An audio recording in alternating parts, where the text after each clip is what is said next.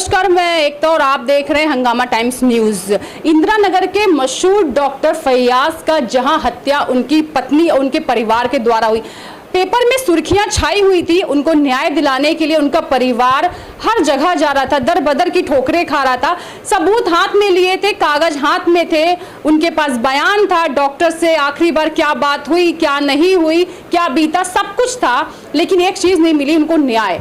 जहां उन्होंने नामजद रिपोर्ट लिखवाने के बावजूद गिरफ्तारी नहीं हुई, अभी भी जांच चल रही है, जिस जांच का दायरा बहुत बड़ा हो गया, समय बहुत बड़ा हो गया। कहीं ना कहीं परिवार का जो मनोबल था वो भी टूटता रहा, आशाएं टूट गई, न्याय से उनका कहीं ना कहीं कनेक्शन टूटता दिख रहा है। क्योंकि जिस न्याय की गुहार लगाने के लिए अपने भाई की मौत का जो एक भाई की मौत को सामने लाने वाली एक जो बहन है, या उसके आखिरी बार जिससे बात हुई वो बहन मेरे साथ है, जिसने ये भी कहा कि जो अपने भाई को एक अपने बेटे की तरह पालती है, जिसने एक एक पल की खबर उसके पास थी, उसकी मौत के बाद वो उसको न्याय दिलाने के लिए अपना घर परिवार बच्चों को छोड़कर आज लखनऊ में खड़ी हुई है। बस इसलिए खड़ी हुई है कि अपने भाई को न्याय दिला सके। कहीं ना कहीं उसकी रूह को इस बात की तकलीफ होगी कि वो अपने परिवार को बता नहीं पाया किस तड़प के साथ उसकी मौत हुई है। बहुत कुछ था जो उसके सीने में था दबा हुआ, वो वहीं चला गया। लेकिन आज कहीं ना कहीं माँ के बाद एक बहन होती है जो अपने भाई को, परिवार को संभाल के रखती है। एक बहन हमारे साथ है जो अपने छोटे भाई को न्याय दिलाने के लिए लखनऊ के हर एक जगह ऐसी जहां उसे पता चलता है कि यहाँ न्याय मिलेगा, यहाँ मैं जा सकती हूँ, मुख्यमंत्री आवास से लेके कमिश्नरेट तक हर जगह जाना चाहती है कि बस किसी तरह कोई सुन ले और उसे न्याय मिल जाए। हम पूरी कहानी सुनना चाहते हैं, हम जानना चाहते हैं कि डॉक्टर का व्यक्तित्व कैसा था, क्या हुआ उनके साथ, उनकी वाइफ के ऊपर, उनकी पत्नी के ऊपर जो इल्जाम लग रहे हैं किस सबूत के साथ क्यों लग रहे हैं, सब जानना चाहते हैं। मैम पहले अपना परिचय दीजिए। नाम? मेरा नाम शकीला है। अच्छा शकीला, ये जो बहुत इस समय वायरल हुआ था जो हत्याकांड, तो उसकी रिश्ता आपका क्या है? वो मेरा भाई है, छोटा भाई है और मेरे बेटे की तरह से है मैम। वो मुझसे अपनी सुख दुख सब परेशानी सब शेयर करता था मैम। जो है मुझे उसके जाने का बहुत तकलीफ़ है, और सबसे ज़्यादा तकलीफ़ तो मुझे मैम ये है कि मैं दर दर को भटक रही। क्योंकि ये आंसू वो आंसू हैं जो एक बहन ने अपने बेटे समान भाई को खो दिया है। ये वो शख्स है जिसने लास्ट टाइम उनसे बात की। मैं उनकी बेटी से बात करूँ, इस समय वो शायद उसमें मौजूद नहीं है। आप बताओ क्या हुआ था और अपना परिचय के साथ बताइए। मेरा नाम शैवा है, मैं इनकी बेटी हूँ और मेरे मामू थे डॉक्टर फयाज। और उस टाइम मैम उन्होंने आखिरी बार मेरी मम्मी से उनकी बात हुई जब वो बेहोश हुए, कोमा में गए, उससे पहले।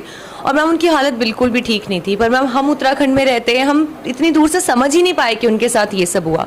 बाद में जब हमने सीसीटीवी कैमरा जो घर में लगे हुए थे हमने वो देखे, तब मैम हमें समझ में आया कि इतनी बुरी तरह कोई किसी को मार सकता है। 4-5 लोग मिलके आप उसी के घर में घुस के उसको मार रहे हो, तो इससे ज़्यादा बुरा सलूक मेरे ख्याल कोई कर नहीं सकता किसी। अच्छा, मैं ये जानना चाहूँगी उस दिन क्या हुआ था, कैसे उसकी शुरुआत हुई, मारपीट जो हमने सीसीटीवी कैमरे देखा, एक शायद डाला वाला खड़ा हुआ, उसके अंदर सामान जरा, किसका सामान था, कौन लेके जा रहा था, किसके द्वारा मारपीट हुई, मैं विस्तार से जानना। मैम मुझे 25 तारीख को ये उनके रिश्तेदार से पता चला कि मतलब वो लोग आ रहे हैं, तो मैंने अपने भाई को कहा कि देखो ऐसे ऐसे मेरे पास खबर आई है, और जो है तुम जो है, और मैंने मैम उनको ये भी रोका कि अगर वो सामान ले जाने की, क्योंकि 1-2-3 बार वो इस तरह की हरकतें कर चुकी है, और मैंने इग्नोर किया और उनका घर बसाने की कोशिश की।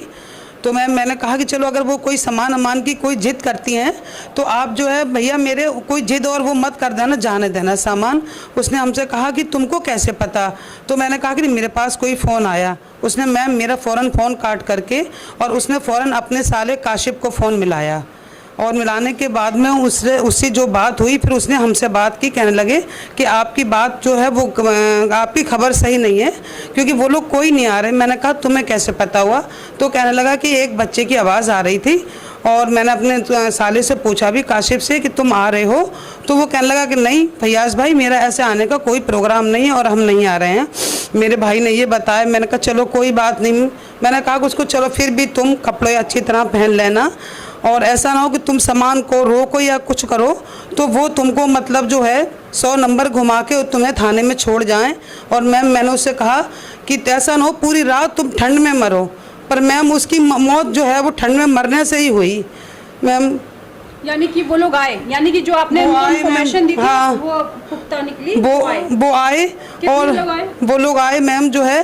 तो फिर मैंने फिर अपने भाई को रात को भी एक बार फ़ोन किया उसको, अब मुझे समय का अंदाज नहीं लग रहा। फिर मैंने उसको पूछा कि अगर कोई भी बात हो, कोई दिक्कत हो, मैम मैं अपना मोबाइल कभी अपने पास नहीं रखती, मैंने उस दिन पास रखा और मैंने उसको कहा कि भैया कोई परेशानी कोई हो तुम हमें फ़ोन करना, मैं अपने बड़े भाई को फ़ोन करके उससे भेज दूँगी। मैम मैं जिस टाइम इनकी बात हुई थी ना फोन पे कि वो लोग आ रहे हैं और उन्होंने कहा कि नहीं हम कोई नहीं आ रहे हैं, उसके 1-1.5 घंटे में ही पहुंच गए थे। तो ये रास्ते में थे और जिस बच्चे की आवाज सुनाई थी वो इनकी जो साली फरीन और जो साड़ू है सुबूर आलम, उनका बेटा था, वो साथ ही आ रहा था। कितने लोग आ रहे थे? मैम वो लोग 4 लोग आए थे। नाम जानती हूँ? हाँ, उनका जो है जो मेरे भाई है उसका साला काशिफ है और मैम उसकी बहन फरीन, उसका हस्बैंड जो है सुबूर आलम और एक बेटा उनका साथ में आया था। और हाँ, और वो एक अपनी गाड़ी कहाँ से आ रहे थे? ये मैम अलीगढ़ से आए थे और हमारे सड़क पे भी एक कैमरा लगा हुआ, उसमें भी इनके आने की एंट्री है मैम। तो ये लोग पहले आए थे, मतलब किससे आए लोग? ये लोग कोई बड़ी गाड़ी थी मैम, इनोवा थी, ब्लैक सी इनोवा, ब्लैक इनोवा थी, टैक्सी थी वो, उससे मैम ये लोग जो है वो आए। और मैम इनके आने की सड़क पे भी एक कैमरा है, उसमें भी इनकी एंट्री है और हमारे बाहर भी कैमरा लगा हमारे भाई के घर पे वहाँ पे, तो उसमें भी है सारा मैम, सब कुछ जो है उसमें भी है सारा। अब ये लोग मैं सुबह उठी, मैंने देखा तो मेरे फ़ोन पे कोई भी कॉल नहीं थी, तो मैंने सोचा कि शायद जो मुझे खबर मिली है वो गलत है। पर मैं 5:30 बजे उठी तो 6 बजे 6:15 बजे मेरे बड़े वाले भाई का एकदम फ़ोन पहुँचा, कहने लगे अरे हम फैयाज़ के घर पर आए हुए हैं और सालों उन्होंने सारा सामान भर रखा है मैम जो है। मैंने कहा सामान भर रखा है? बोले हाँ। फिर मैंने अपने कहा कि अच्छा तुम सामान सब छोड़ो, मेरे उसको देखो, भाई को मेरे देखो जो है। तो वो फिर वो वैसा बहुत उसकी चोट वोट थी और जिस कमरे में मैम इन्होंने पिटाई करी वो बेडरूम है, वहाँ उसमें कैमरा नहीं था, पर फिर भी मैम इनकी पिटाई का सब जो है आधा कैमरा जो कैच कर रहा है वो उसमें सब आया है और सब है, उनका मारना पीटना, घूंसे से मारना, सभी कुछ है सब जो है उसमें मैम जो है। पर मैम उसके कोई ऐसी फटी हुई चोट नहीं थी जिससे ये अंदाज़ा लगता कि उसको ऐसे इस तरह से है। और ये 8-8 बजे ये सब सामान जो है वो हाँ लेके चले गए मैम। 26 की मैं मेरी 4 से या 5 बार मेरी इससे बराबर इस बात हुई। तो मैम मैं इसको ये हाँ उसकी तबीयत भी नहीं ठीक थी, फिर मैम वो थोड़ा वो था, उसको इससे पहले हार्ट की दिक्कत हो चुकी थी, अटैक उससे पड़ चुका था, तो राब लोहिया में उससे दिखाया भी था, मतलब जो है तो वो उससे भी बहुत वो था। और कुछ मैम वो पैरों से भी कुछ कमज़ोर वैसे हो चुका था बिल्कुल जो है।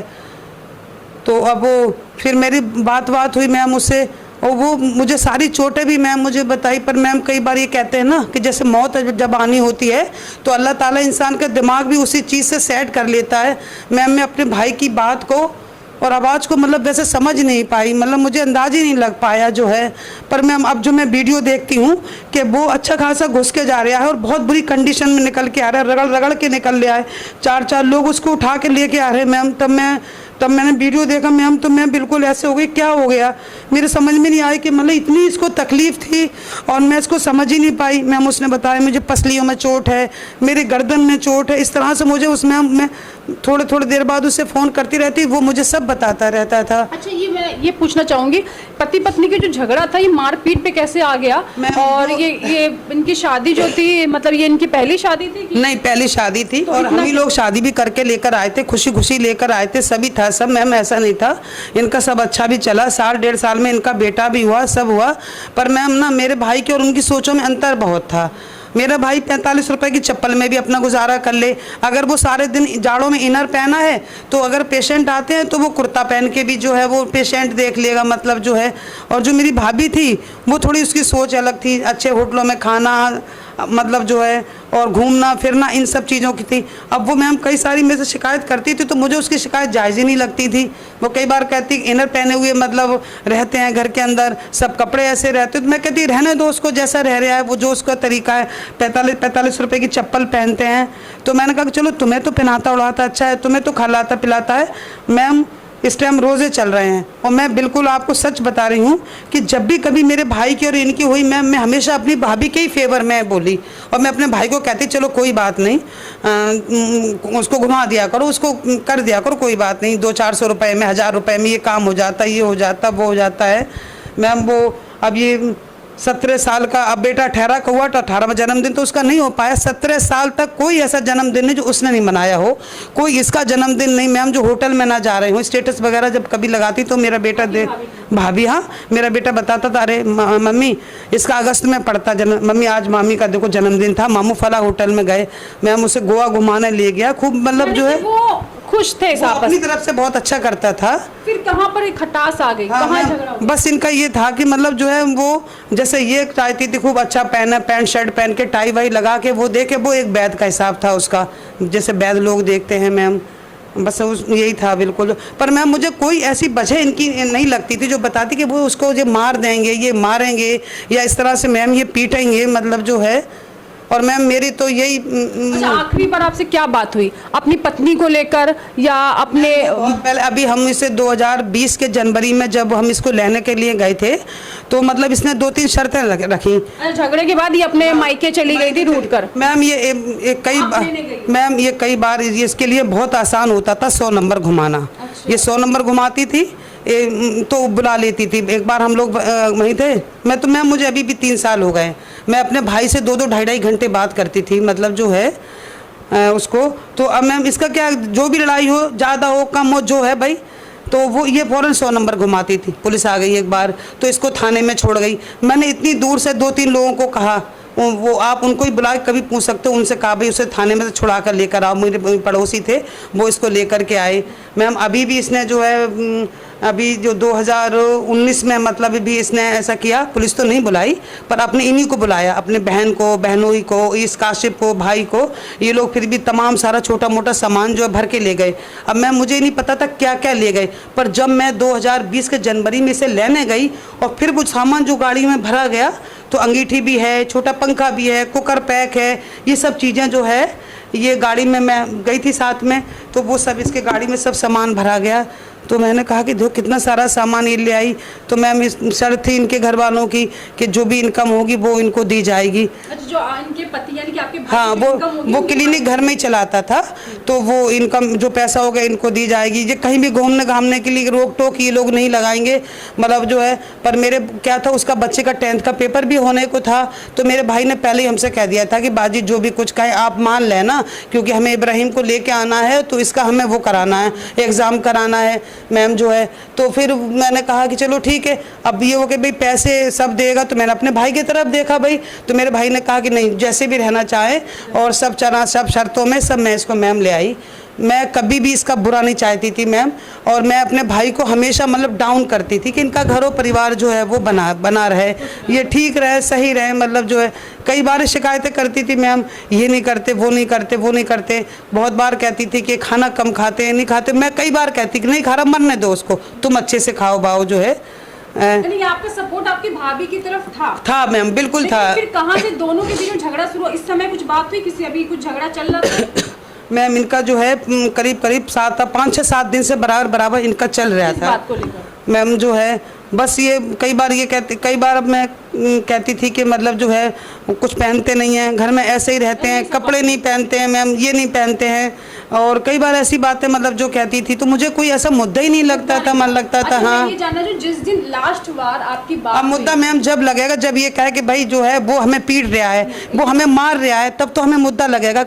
मेरे भाई ने अपनी ज़िंदगी में कभी 2 उंगली नहीं लगाई है इसको कभी भी नहीं मतलब मारता था, बिल्कुल जो है कभी। आपको क्या है फिर, क्या रीजन रहा जब इतना अच्छा पति मिला जो हर शर्त मान रहा है, खिला भी रहा है, घुमा भी रहा है? 5-6 महीने पहले, 6 महीने करीब हो गए, वो मुझसे ये कहता था, 6 महीने हो गए और या 8 महीने हुए होंगे, तो मेरे से ये कहता था कि हम ऐसी शर्त लगा के बेकार हुआ। ये पता नहीं कहाँ जाती, तैयार हो के जाती है और 4-4 5-5 घंटे में आती। मैंने कहाँ जाती है? कहने पता नहीं कहाँ जाती है। तो मैंने कहा किटी पार्टी में तो नहीं जाती है? तो कहने लगे कि पता नहीं। मैंने कहा तुम्हारे घर में भी कभी होती है, औरतें आती हैं, कुछ होती? तो कहता नहीं मेरे घर में तो ऐसा नहीं होता है। तो मैं इसको कहती थी, मैंने किटी पार्टी में तो अक्सर ही होता भाई, बुलाना चलाना ये सब होता है।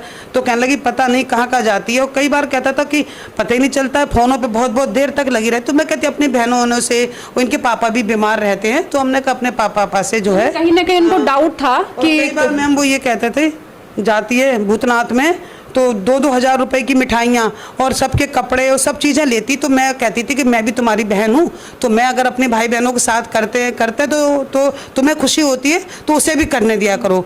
मैंने अपनी ज़िंदगी में कभी ऐसी कोई बात नहीं कही कि इनका रिश्ता ख़राब हो या रिश्ता टूटे, मैं कभी नहीं करने दिया करो। चलो मिठाई ले जा रही, कपड़े कहीं ना कहीं लास्ट टाइम इनको शक था अपनी वाइफ। हाँ मैम जो है, अब तो ये कहता था मैम हमसे ना, कहता था ये बहुत चली जाती है, पता नहीं कहाँ जाती तैयार हो के। एक दूसरा वो अपने बेटे से भी बहुत परेशान था। जैसे उसने अभी बताया कि देखो 1.5 महीना हो गया स्कूल ही नहीं गया है, 60,000 इसके कोचिंग के भर रखे हैं, 30,000 रुपये में टीचर पढ़ाने के लिए आता है, मतलब जो है इस तरह के वो कहता था। और मैम मैंने अभी 24 तारीख को इसको अपने भतीजे को कम से कम मैम 1.5 घंटे उसको समझाया। मैंने उसको कहा बेटा तुम्हारे दादा की कोई ऐसी प्रॉपर्टी तो है नहीं और तुम्हारे पापा डॉक्टर हैं, तुम इंटर किसी तरह से कर लोगे तो चलो डोनेशन करके तुम डॉक्टरी उस पर बैठ जाओगे तो तुम्हें अपने पापा का लगाया सारा सेटअप मिल जाएगा। तो इसको बायो भी दिलवाई थी, पर उसकी थोड़ी इतनी लापरवाही सी पढ़ने में रहती थी, तो वो कहता था कि इस बार हम इसको एग्ज़ाम नहीं दिलाएंगे।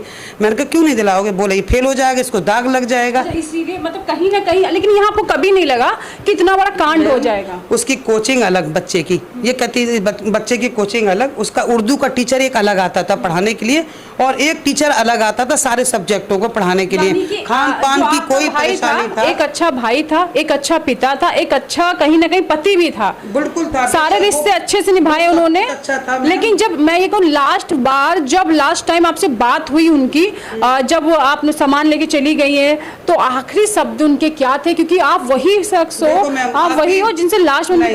हाँ आखिरी जो बिल्कुल आखिरी है, 5 मिनट कम 7 पे उससे मेरी बात हुई है मैम। उसने मेरी आवाज़ पहचानी और मैंने उसको जैसे मैंने कहा फैयाज़, तो उसने कहा सलाम किया उसने हमें। उसके बाद मैम वो मेरी बातों को नहीं समझ पा रहा था, वो मैं उससे जो भी बात कर रही थी वो अजीब सी बात वैसे मतलब जो है वो कर रहा था।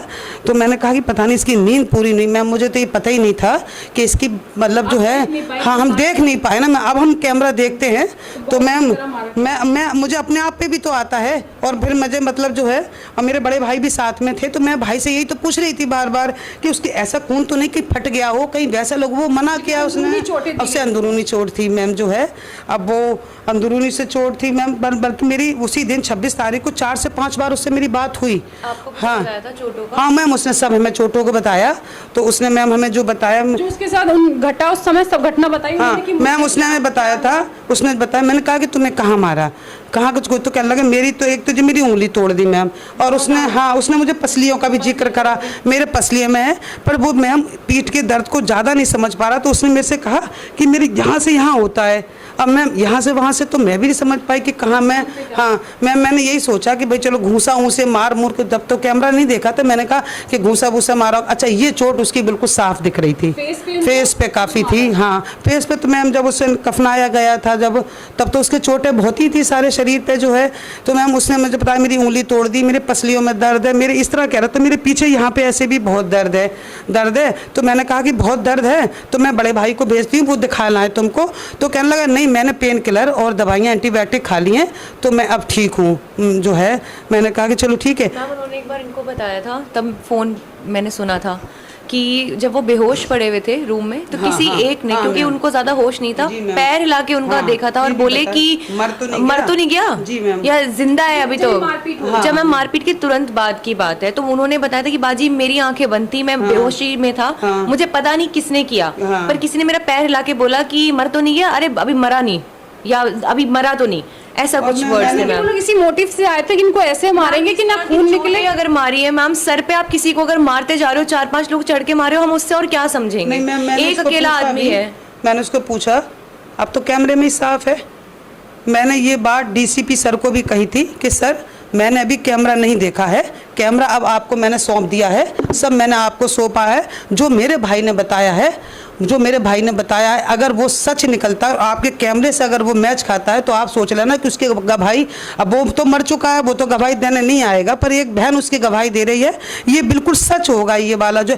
मैंने उसको बोला क्या बात हो गई थी, तो मैम उसने बताया कि जब मैं कमरे के अंदर गया तो मेरी साली पहले से ही थी, तो उसने कोई डाटा केबल या कुछ बताया, कोई लीड सी वो ले रही थी, तो बोला मैंने उससे छीनी, फिर उसने बताया कि मैंने छोड़ दी उसको। मतलब वो उसके हाथ में थी तो मैंने छीनी। हो सकता है मैं हम चार्जर ही हो, क्योंकि मोबाइल उसका चार्ज भी नहीं था, तो कहीं मैंने वो छोड़ दी। और फिर उसके बाद कि मैं बाहर आ गया।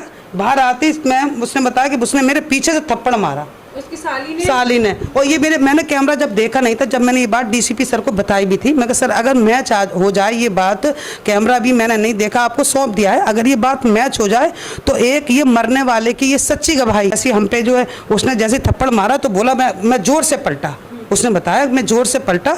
उसके बाद पलटते क्या लगे एकदम मेरे ऊपर 4-5 लोग गिरे। और उसके बाद फिर मैंने कहा फिर मैंने अपनी आंखें बंद कर ली, फिर मुझे होश नहीं रहा। यानी कि उन्हीं के घर मारपीट हुई, ये सब उन्होंने आपसे सब बताया हुआ हाँ। है। अब कानून का क्या कहना है? अब मैम क्या हो रहा, अब मैं जाना क्या हो रहा? मैम अब क्या है, 2 महीने की डिले के बाद तो हमारी एफआईआर लिखी गई है, विच इज़ लाइक बहुत ही मतलब हमें बहुत अफसोस है इस बात का कि मैम बहुत घूमना पड़ा हमें इधर से उधर। उसमें भी मैम धारा इन्होंने खाली 304 की लगाई है। चलिए कोई बात नहीं, एफआईआर इन्होंने लिख दी। 21 मार्च की हमारी एफआईआर फाइल्ड है और अब तक 10 अप्रैल हो गया है, एक भी ना अरेस्ट हुआ ना कोई जांच हुई है। कुछ एक मेडिको लीगल रिपोर्ट का बनाया है मैम, पोस्टमार्टम रिपोर्ट हमारे पास है, इसमें हेड इंजरी लिखी है, cause of death. CCTV footage हमारे पास है, पर एक भी अरेस्ट अब तक नहीं हुआ मैम। हमें हरास कर रहे हैं, हम उत्तराखंड से आते हैं मैम, हमें सब लोगों को फोन कॉल आते हैं, सब लोगों को उटपटांग बातें बोल रहे हैं हमारे खिलाफ, फोन आते हैं, आप धमकी दी जा रही है। मैम अभी मेरे स्क्रीनशॉट्स लिए है। उसने ह्यूमन राइट्स से अलीगढ़ से जो है, अलीगढ़ से उसने मेरे लिए जो है 20 बातें जो है वो एप्लीकेशन एक भेजी मैम, एप्लीकेशन लिख के उसने जो जिसकी है वजह से मतलब खुद पे 304 की एफआईआर है और हमारे खिलाफ मतलब मम्मी के खिलाफ एप्लीकेशन भेज दी कि ये मुझे बहुत प्रताड़ित करती थी, ये करते थे, वो करते थे, जो सब कुछ कैमरे ने। 3 साल बाद तो मैम ये अपने भाई के मरने पे यहाँ पे आई हैं, क्योंकि मैम अपना परिवार था, हम बहुत दूर रहते थे, तो उसके बाद वो सब बातें कैमरे ने सच बता दिया कि कितना सच था कितना झूठ। तो मैम वो सारी की सारी वो लोग आए भी नहीं, बयान देने भी नहीं आए, भाग गए यहाँ से अलीगढ़ वापस।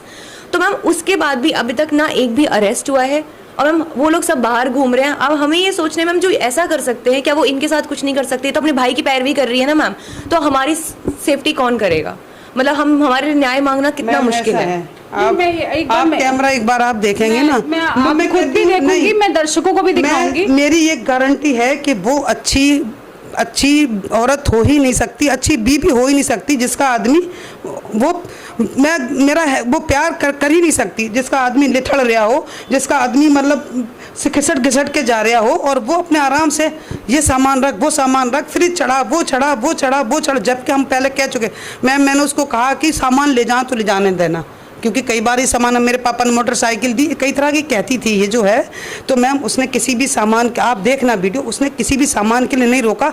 वो अगर गाड़ी के आगे लेट गया है, जो गाड़ी जा रही उसके आगे वो लेट गया है कि नहीं तुम जो है मेरे ऊपर से गाड़ी चला के ले जाओ। आप देखना इसमें आपको दिखेगा मैम, बिल्कुल वो नीचे पहने, ऊपर कुछ भी नहीं पहने हुए, बिल्कुल हबड़ तबड़ में, बिल्कुल उसकी हालत अजीब सी हो रही मैम। और फिर वो जो है ना, वो उसमें सामान जो ऊपर से उतर के आ रहे हैं गैलरी में लेट गया है। इसके तो पड़ोसी गवाह हैं, आप जो पड़ोस में पूछ लेना, वो उनके ऊपर से ही सामान सब लिए जा रहे हैं, चीख रहा, चिल्ला रहा, गमले मार रहा अपने किसी तरह से, बहुत उसकी वैसी है मैम। उसे कोई भी पानी पिलाने वाला भी नहीं, इधर से उधर लथड़ता वो ऐसे फिर रहा। मतलब वहाँ से निकल के इन्होंने अपने पति को ब्लॉक कर दिया। हाँ। बेटा उनका फोन नहीं उठा रहा है, मतलब इतना सब होने के बाद भी कि वो पिट रहे हैं, बेटा वहीं खड़ा हुआ है, वहीं खड़ा है। मतलब मैम हैरानी इस बात की, और बच्चा नहीं है, 18-17 साल का बच्चा, लड़का है वो। और आखिरी बार देखने आए थे अपने पिता को? हाँ मैम आए थे, और कोई बिल्कुल पता नहीं मैम, बिल्कुल नहीं लगा, दोनों आए थे, पर कोई अफसोस उनके चेहरे पे नहीं इस था। समय जो जनता आपको देख रही है, मैम सुन, वो यहाँ पे राम लोहिया हॉस्पिटल आ गई और उसने पता नहीं क्या अनाप शनाप क्या कहा। उसने मेरे भाई को कहा कि वो हमें घर की चाबी दिलवा दो, और चाबी नहीं दिलाई तो हम अलीगढ़ मिट्टी को नहीं ले जाने देंगे। फिर मैंने अपने हस्बैंड से भी बात करी कि वो ऐसे कह रही, वो कहने लगे कि नहीं तुम उसको समझाओ और उसको समझाने की कोशिश करो कि जो उनका पैतृक गाँव है वो जो है वो वहाँ पे। पर मैम मेरे जो है हम लोग इतने हबड़ तबड़ में वैसे हो गए थे कि वो हम देख ही नहीं पाए कि यहाँ से हॉस्पिटल से ये ऑर्डर हो चुके थे कि ये जो मिट्टी है डॉक्टर फैयाज की डेड बॉडी है, ये उनके पैतृक गांव इटावा ही जाएगी। पर मैम वो मुझे पता ही नहीं था। वो तो 3-4 दिन के बाद जब हम लोग थोड़ी सहूलियत में हुए तब मेरे भाई ने बताया कि वो इतना ड्रामा क्रिएट कर रही थी। फिर मैंने उसको बोला चाबी जहाँ डॉक्टर रहते थे वहाँ की चाबी मांग, वो चाबी वहाँ की मांग रही। फिर मैंने उसको कहा कि भाई 2 दिन तो इसकी मिट्टी को वैसे ही पड़े हुए हो गए, पोस्टमार्टम से उसकी मिट्टी सारी टाँकों से भरी पड़ी है। तुम ऐसी डी ब्लॉक में या कहीं ले जाने के लिए उसकी मत करो, तुम सीधे वो चलो। पर मैम इसने मेरा कहना नहीं माना और ये डी ब्लॉक में एम्बुलेंस को लेके वहाँ पहुँच गई। ये वहाँ पहुँच गई मैम, और इसका मतलब इरादा था वो मिट्टी को उतारने का है, पर क्या हुआ कि 2-3 गाड़ी खड़े होने की वजह से वो उसकी बेचारे की जो है मिट्टी वो उसी में ही रखी रही। फिर मैम मैंने इसके भाई को बोला, मैंने कहा कि तुम जो ये जूता पहने हो ये तुम मेरे सर पे मार लो और मेरे भाई की मिट्टी को मतलब दे दो। फिर मैम और जो पड़ोसी अड़ोसी थे वो सारे लोग कहने लगे कि नहीं भाई पहले मिट्टी को सही जगह पहुंचाओ मैम। फिर वो जो है खैर वो जैसे तैसे करके फिर वो हमारे गांव मिट्टी पहुंच गई। मैम मैं पूरी सुरक्षा के साथ में, ये पीछे से क्या कहती है इसका दिल जाने, मैंने पूरी सुरक्षा के साथ में मेरे भाई का गुस्ल हुआ, मेरे भाई की मिट्टी उठी और फिर मैंने एक बहुत जो मेरे बुआ के बेटे थे उनकी जिम्मेदारी में मैंने इसको इसकी गाड़ी में बिठवाया और फिर मैंने इसको भेजा। मैंने कहा कि 19-20 ऐसा ना हो कुछ हो जाए तो और भी काम जो है मैम बढ़ जाएगा मतलब जो है। और मैम आपको जो भी कुछ बता दें, ये हमारे रोज सीसीटीवी फुटेज नहीं मैम मैंने कुछ भी नहीं देखा जब तक। मैंने जब डीसीपी सर को 16 फरवरी को जब 21 को हाँ 21 तारीख को मैम जब मैंने ये दिया था उनको पूरा, तब भी मैंने कुछ नहीं देखा था मैम। तब भी मैंने इनको सब चीज़ें इनको वो बताई सारी सब जो है। और मैम मतलब जो है उसे ऐसे मारा है मैं तो। और मैम मैंने अपने भाई को जब उसकी मिट्टी उठी थी मैंने अपने भाई को कह दिया था कि तुम मुझे ख्वाब में मत आना बिल्कुल। मैंने मैम उस दिन उसको बोला कि तुम हमें ख्वाब में मत आना और जब मैं तुम्हें पूरा इंसाफ दिला दूं, जिन ने तुम्हें मारा है उनको इंसाफ दिला दूं मैं, मतलब जब तुमको ये तसल्ली हो जाए कि मैंने तुम्हें इंसाफ दिलाया तो मुझे जब भी ख्वाब में आना। मैं माँ उसको 3रा महीना हो रहा है, मेरे परिवार में सब लोग कहते हैं हमने देखा ख्वाब में, हमने देखा। मैंने मैम उसको आज तक ख्वाब में नहीं देखा है। हमारे रोज़ों में ये कहते हैं कि कोई एक सवाब का काम करो तो 70 गुना मिलता है मैम, मतलब 70 गुना उसका जो है फ़ायदा रहता है, 70%। मतलब जो है मैम मैं जो बोल रही हूँ आपको इसमें कोई भी झूठ नहीं है, बड़ी दर्दनाक और बड़ी वैसी। अब मैंने इन लोगों को सब चीज़ें सौंप दी हैं। अब ये कौन है, कहाँ के हैं और हम चाहते हैं जनता से आप क्या गुहार लगाना चाहती हैं? मैम मैं तो बस देखो मैम मैं तो बस इतना चाहती हूँ कि चाहे डीसीपी सर सुन रहे हों, चाहे कमिश्नर सर सुने, चाहे पूरा लखनऊ का पुलिस महकमा सुने, मेरी सबसे यही अरदास है कि बस उसको इंसाफ मिल जाए। जो है उसको जैसा मारा है जैसा है भाई, जो अब जब ये कहते हैं कि 304 दफ़ा है और मेरा दिल ये कहता है कि जाने इनको मैम कितनी दफ़ाएं लग जाएं। जैसे इन्होंने, आप मैम पूरा वीडियो देखना, इसकी जो साली है उसकी आप नौटंकी देखना।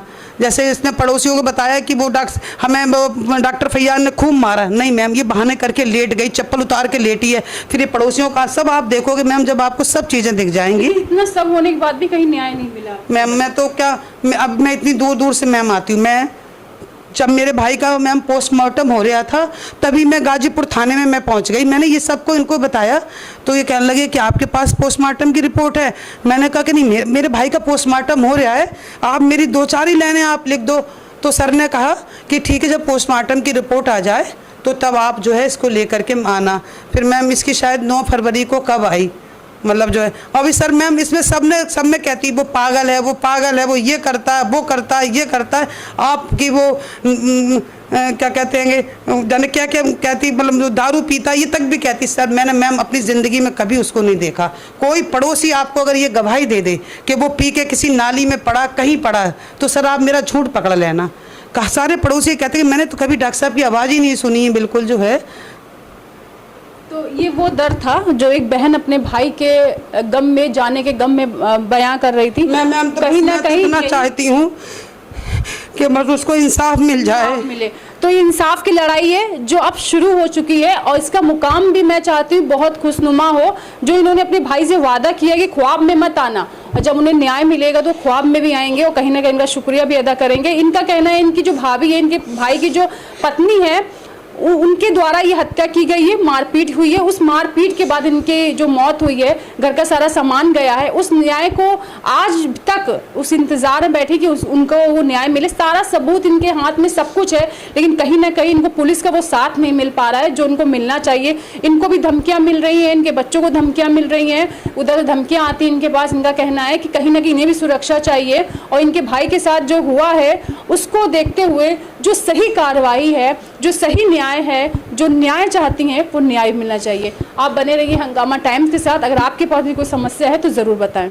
हंगामा टाइम्स की तमाम खबरों को देखने के लिए हंगामा टाइम्स को सब्सक्राइब कर लीजिए और बेल आइकन दबा लीजिए। अगर आपको ये वीडियो अच्छा लगा हो तो लाइक बटन प्रेस कर अपनी प्रतिक्रिया हमारे कमेंट बॉक्स में देना।